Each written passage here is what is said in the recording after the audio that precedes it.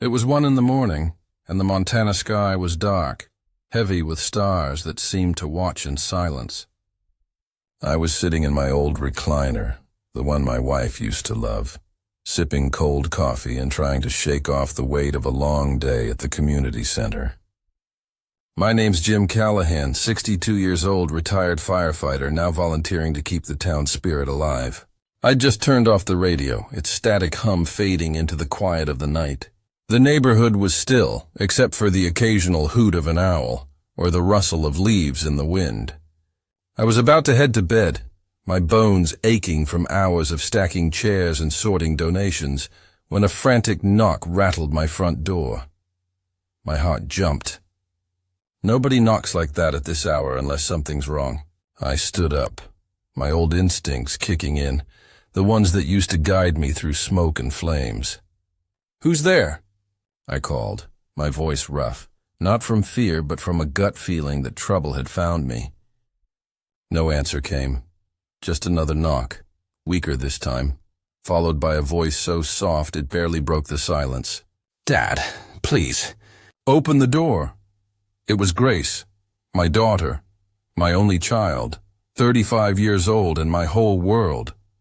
My hands fumbled with the lock, and when I swung the door open, she collapsed into my arms, trembling like a leaf in a storm. "Grace, honey, what happened?"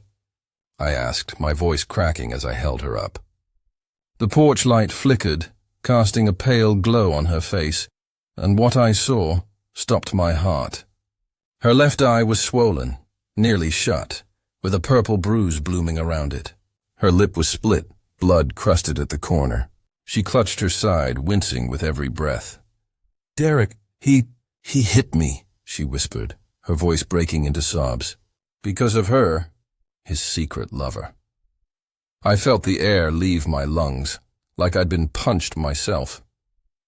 Derek, her husband, the man I'd welcomed into my home, the man I'd trusted with my daughter's heart, had done this to her.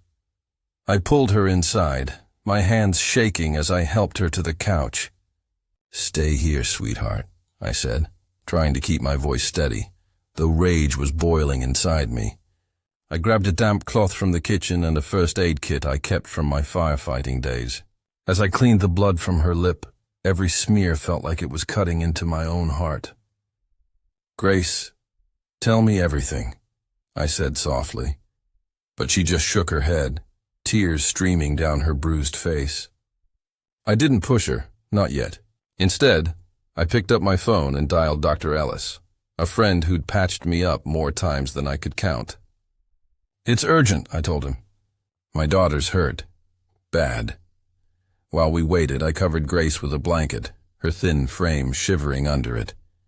Her phone buzzed on the coffee table, lighting up with Derek's name. A message flashed across the screen. "Keep your mouth shut or you'll regret it." My blood ran hot, but I didn't touch the phone. I just squeezed Grace's hand and said, "You're safe now, honey. I've got you," but inside I was breaking. I'd spent my life saving people from fires, pulling them from danger, and yet I couldn't save my own daughter from this. Not until now. As the clock ticked past 1:30, I called John Harper, a lawyer I'd known from the community center. His voice was groggy, but he snapped awake when I said, "John, it's time." "We need to start the plan." He paused, then asked, "You sure, Jim?" I didn't hesitate. I've never been more sure. I hung up, looking at Grace, her eyes half closed, her breathing shallow. This wasn't just about her anymore. It was about justice, about making sure no one else would hurt her again. Hey, if you're listening to this story, I'd love to hear where you're tuning in from. Drop a comment, hit that like button, and subscribe to the channel. Let me know how far this tale of a father's fight has reached, because believe me, it's only just beginning. I sat there on the edge of the couch, holding Grace's hand, her fingers cold and trembling in mine. The dim light from the living room lamp cast shadows across her face, highlighting the ugly purple bruise around her eye. It was like a storm cloud, dark and heavy, stealing the light from my daughter's once bright smile.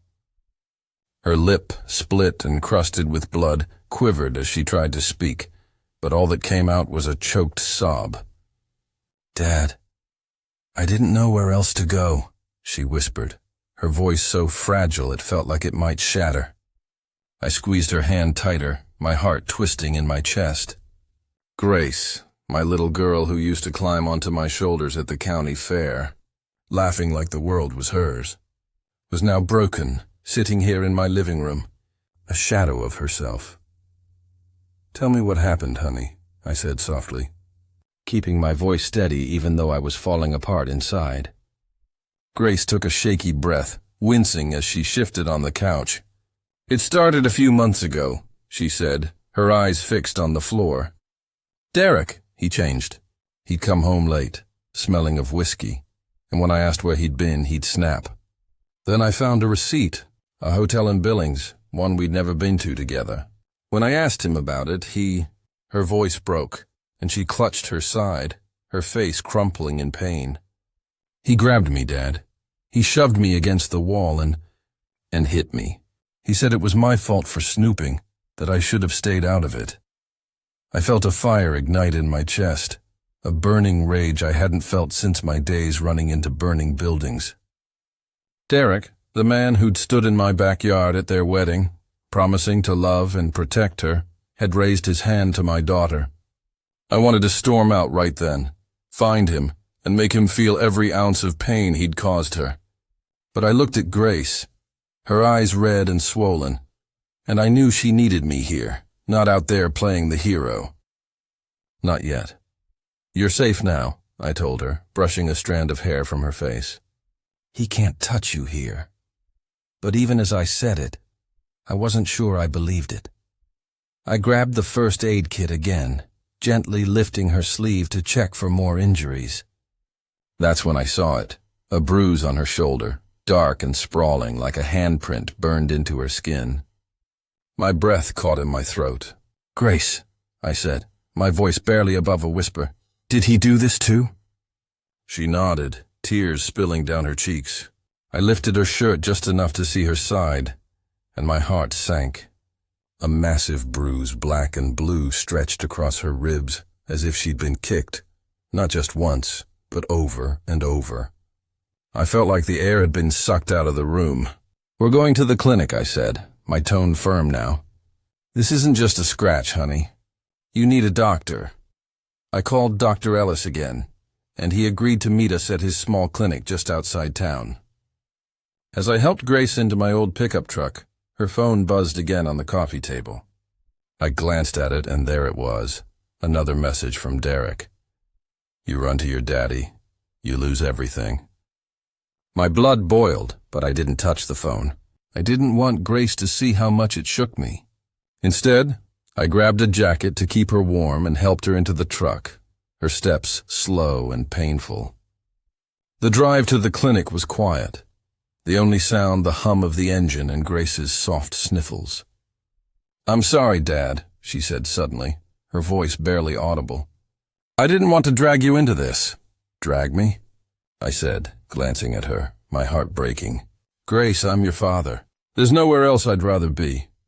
But deep down, I was drowning in guilt. I'd spent my life saving strangers, pulling families from burning homes, but I'd missed the fire raging in my own daughter's life. How had I not seen this coming? How had I let Derek fool me? At the clinic, Dr. Ellis took one look at Grace, and his face turned grim. He examined her carefully, noting every bruise, every wince. "No broken bones," he said finally, his voice low, "but these bruises are severe. She needs rest, and we'll do a scan to check for internal damage." I nodded, my jaw tight, watching as Grace lay back on the exam table, her eyes closed as if she could escape the pain. While Dr. Ellis prepared the paperwork, I stepped outside to call Margaret, a neighbor who'd been like family since my wife passed. "Margaret," I said, keeping my voice low, "did you hear anything last night? Anything at all?" Margaret's voice was hushed but firm. "I heard crying, Jim, around 1 in the morning. I looked out and saw Grace running to your house. My security camera might have caught it, My heart leapt. Evidence. Something solid to hold on to. "Can you check it for me?" I asked. She agreed, promising to send me the footage. As I hung up, I felt a spark of hope, but it was quickly drowned out by the image of Grace's bruised body. I'd failed her once, but I wouldn't again. Back inside, Grace was sitting up, her face pale but calmer. "Dad," she said, her voice small. "He said it was because of her. Some woman he's been seeing. I don't even know her name." I clenched my fists, trying to keep my anger in check. "We'll find out, honey," I said, "and we'll make sure he pays for this." But even as I spoke, I felt the weight of what lay ahead. Derek wasn't just a husband who'd lost his way. He was a man capable of breaking my daughter, and I'd do whatever it took to stop him. The next morning, the Montana sun barely peeked through the clouds, casting a gray light over my small house. Grace was still asleep on the couch, her face swollen, her breathing uneven, like she couldn't escape the pain even in her dreams. I stood there watching her, my coffee gone cold in my hands. I'd spent 30 years as a firefighter, rushing into danger to save lives. But nothing had prepared me for this, for seeing my own daughter broken by a man I'd once called family. Derek. His name burned in my mind, and with every thought of him, I felt a fire growing inside me, one I hadn't felt since I carried people out of burning homes. This time, though, I wasn't running into flames. I was walking into a different kind of war. I grabbed my phone and called Margaret again. "Did you check the camera footage?" I asked, keeping my voice low so I wouldn't wake Grace. Margaret's voice was steady, the kind of calm you lean into during a storm. "It's ready, Jim. I've got it saved on a USB drive. Come by when you can." I thanked her, my heart pounding with a mix of hope and dread. That footage could be the first piece of something solid, something to prove what Derek had done. I slipped into my old work boots, the ones I used to wear on fire calls, and headed out to Margaret's place across the street. The air was crisp, the kind of morning that usually felt peaceful, but today it just felt heavy. Margaret handed me the USB drive, her eyes full of quiet anger. "I saw it, Jim," she said, her voice tight. "Grace, running to your door, crying like her heart was breaking. No one should go through that." I nodded, my throat too tight to speak. Back home, I plugged the drive into my laptop, and there it was. 1:02 a.m., Grace stumbling up my porch steps, her hands banging on the door, her sobs echoing in the grainy footage. It was like watching a knife twist in my chest. I saved the video, backed it up twice, and labeled it carefully. This wasn't just a recording. It was evidence, a piece of the truth I'd used to bury Derek. I went back to check on Grace, who was awake now, sipping water with shaky hands. "Dad," she said, her voice barely above a whisper, "I found something else." Before I ran here, she handed me a crumpled piece of paper from her pocket, a bank statement showing a transfer of $10,000 from the community center's charity fund to an account I didn't recognize. My blood ran cold. I'd been managing that fund for years, ever since I retired. It was for kids' programs, food drives, things that kept this town together. Derek had access to it, Grace said, her eyes filling with tears. He said it was for a business deal, but I think he's stealing it. I clenched the paper in my hand, my mind racing. Derek wasn't just hurting my daughter. He was trying to rob the heart of our community. I grabbed my camera, an old Nikon I used to take pictures of Grace at her school plays, and started photographing her injuries. The bruise on her shoulder, the cut on her cheek, the mark on her ribs, each snap of the shutter felt like a vow. I wasn't just documenting her pain. I was building a case piece by piece. "We're going to fix this, honey," I told her, my voice steady, even though I was shaking inside. "He's not getting away with this." That night, I did something I hadn't done in years. I put on a dark jacket, grabbed my camera, and drove my beat-up truck to the Rusty Nail, a dive bar on the edge of town where Derek liked to hang out. The neon sign flickered in the dark, casting a red glow over the gravel lot. I parked in the shadows, my heart pounding like it used to before a big fire call. I wasn't a firefighter anymore, but I still knew how to stay calm under pressure. Around 9 p.m., Derek's black SUV pulled up and he stepped out, laughing with a woman by his side. She was tall, with sharp eyes and a confident walk, wearing a leather jacket that looked out of place in this small town. I zoomed in with my camera, snapping pictures as they leaned close, his arm around her waist. I didn't know her name yet, but Grace's words echoed in my head. His secret lover. My stomach churned as I watched them disappear into the bar, their laughter cutting through the night like a slap. I kept shooting, catching the license plate of Derek's SUV and the time on a nearby gas station clock. Every photo was a brick in the wall I was building against him. But then, as I adjusted the lens, something hit me like a punch. The woman, her face, her sharp cheekbones, looked familiar. I'd seen her before, but where? My mind raced back to a fire department fundraiser years ago. A woman who'd tried to cozy up to the crew, asking too many questions about our accounts. Sophia. Her name was Sophia. And she'd been trouble then, always sniffing around for a quick buck. I drove home, my hands gripping the wheel so tight my knuckles turned white. When I got back, I pulled up an old contact list from the community center and found her. Sophia Reynolds, a known grifter who'd been run out of town for scamming local businesses. And now she was back, tangled up with Derek. But something didn't add up. Why would Derek, a man with a decent job and a house, get mixed up with someone like her? I dug deeper, checking the bank statement Grace had given me. The account number for the $10,000 transfer matched a name, Sophia Reynolds. My heart stopped. This wasn't just an affair. It was a scheme, and Grace was caught in the crossfire. I called John Harper, the lawyer, and told him what I'd found.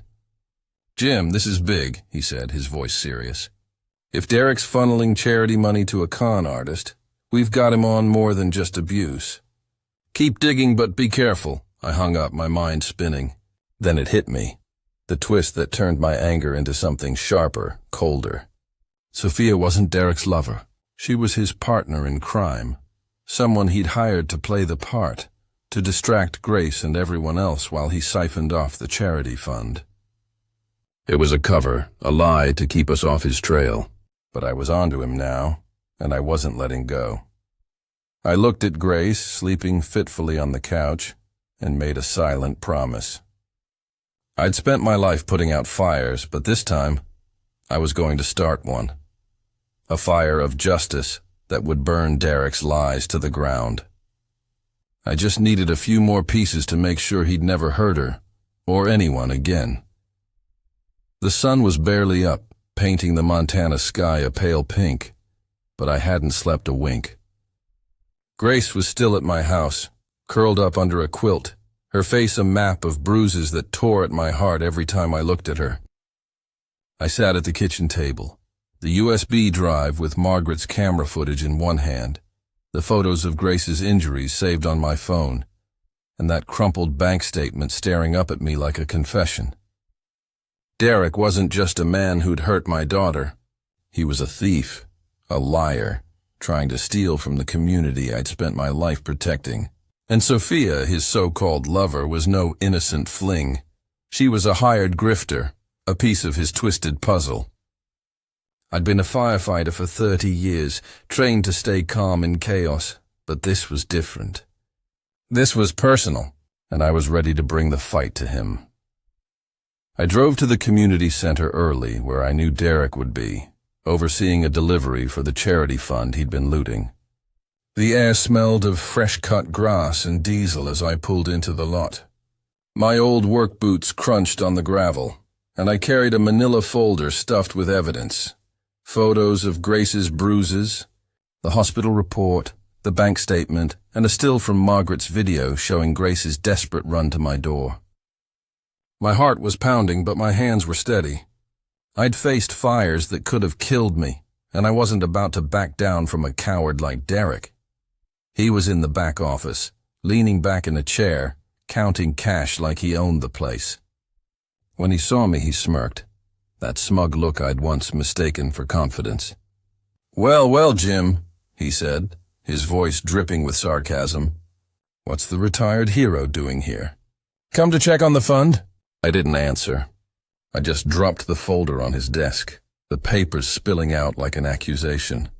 Photos of Grace's swollen eye, her bruised ribs, the video still of her crying at my door.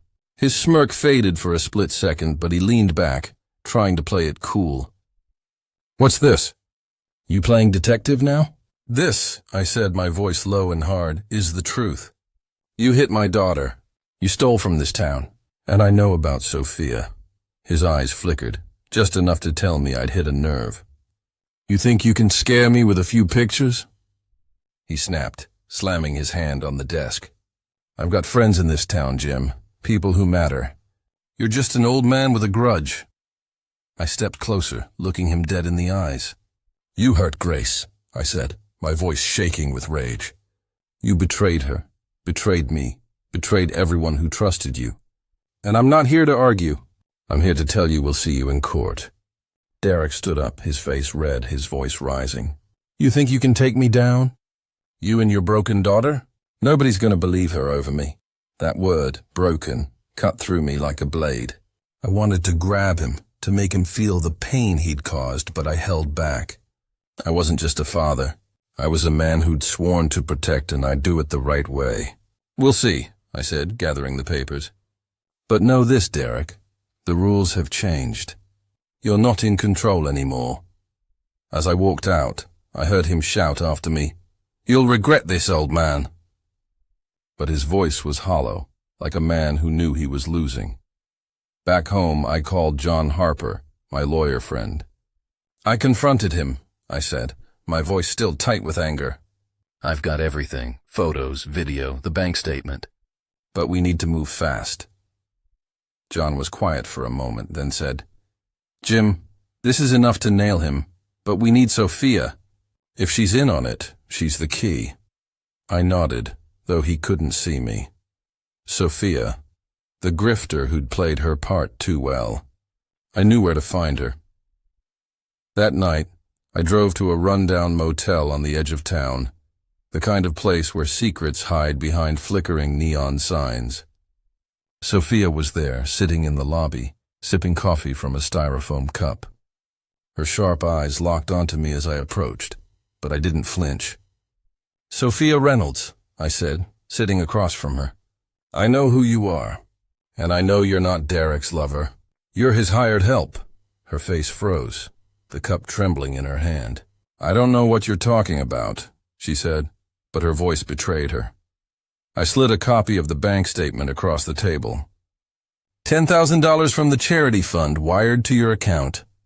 You're not just a grifter, Sophia. You're an accomplice to abuse and theft. But here's the deal. If you testify against Derek, I'll make sure the court goes easier on you. Her eyes darted around, like a trapped animal looking for a way out. He paid me to play along, she admitted finally, her voice low. Said it'd keep Grace distracted while he moved the money. I didn't know he was hitting her.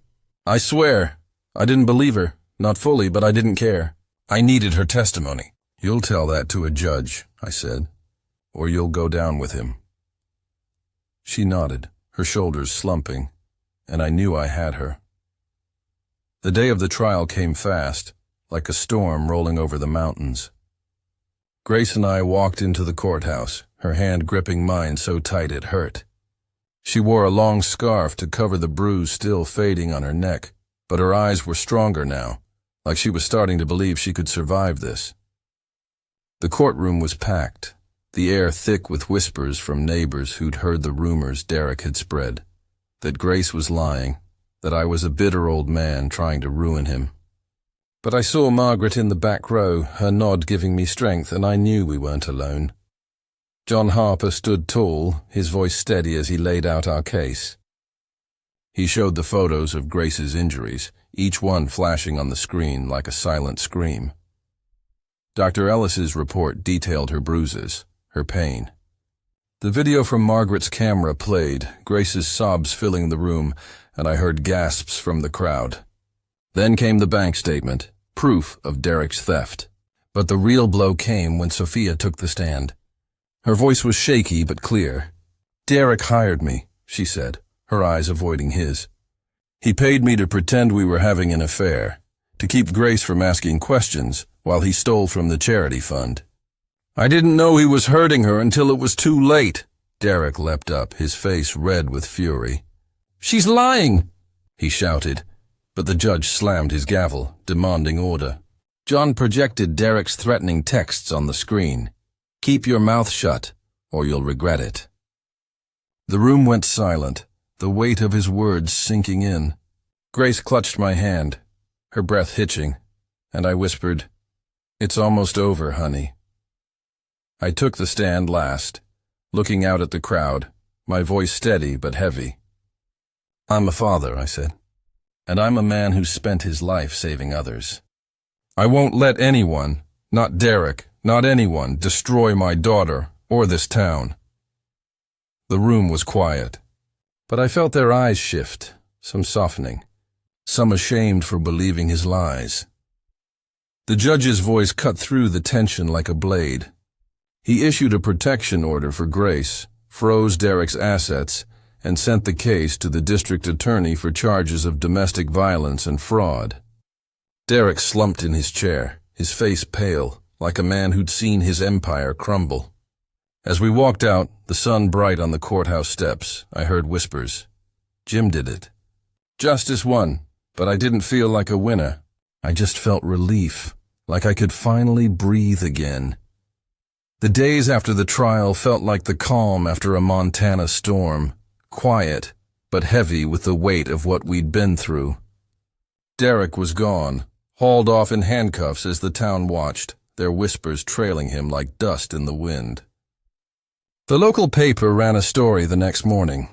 A grainy photo of Derek in a prison jumpsuit under the headline, "Local man arrested for abuse and charity fraud." I read it over my morning coffee, but it didn't bring the satisfaction I'd expected. It wasn't joy I felt. It was relief, like a knot in my chest had finally loosened. Grace was safe, but the scars he'd left on her, on us, weren't going to fade overnight. Grace moved in with me, her old bedroom a haven she hadn't needed since she was a girl. Those first few nights, she'd wake up gasping, her voice trembling as she called out, "Dad, he's here!" I'd sit by her bed, holding her hand, whispering, "It's okay, honey. He's gone. You're safe." But I knew the fear lingered, deep in her bones, the kind of fear that doesn't just vanish with a court ruling. I took her to a therapist, Dr. Mary Klein, a kind woman who'd helped folks in town through their own storms. Week by week, I saw Grace start to come back to herself, like a flower opening after a long winter. One afternoon, about a month later, I came home to find her in the kitchen, rolling out dough for her mother's old biscuit recipe. The smell of butter and flour filled the air, and she was humming softly, a tune I hadn't heard since she was a teenager. I stood in the doorway, my heart swelling, tears pricking my eyes. "You're singing again," I said, my voice catching. She looked up, a small smile breaking through, the first real one I'd seen in months. "I'm trying, Dad," she said. "I want to feel like me again."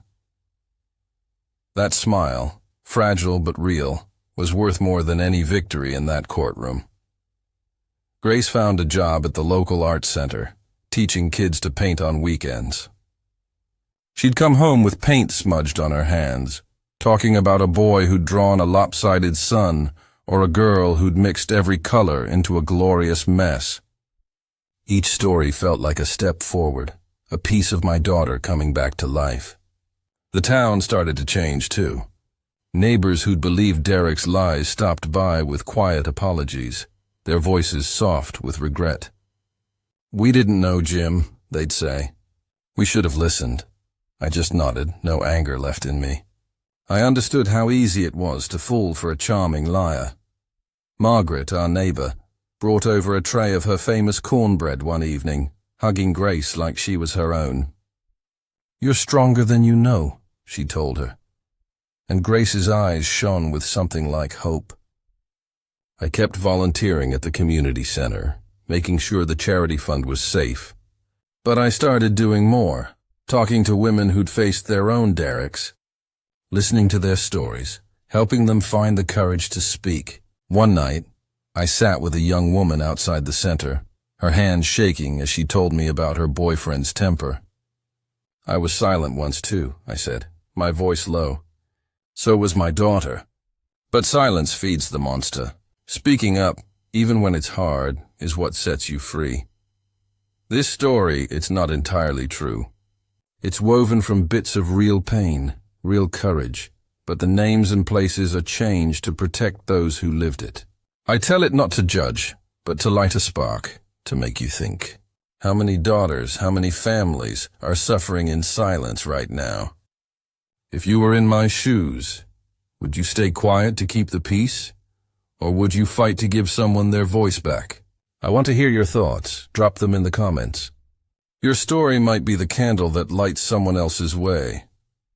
As I sat on my porch that night, the Montana stars bright above, I thought about Grace's smile, about the long road we'd walked. Justice is slow sometimes, but when it comes, it can bring back laughter, hope, even a future. And that's worth fighting for.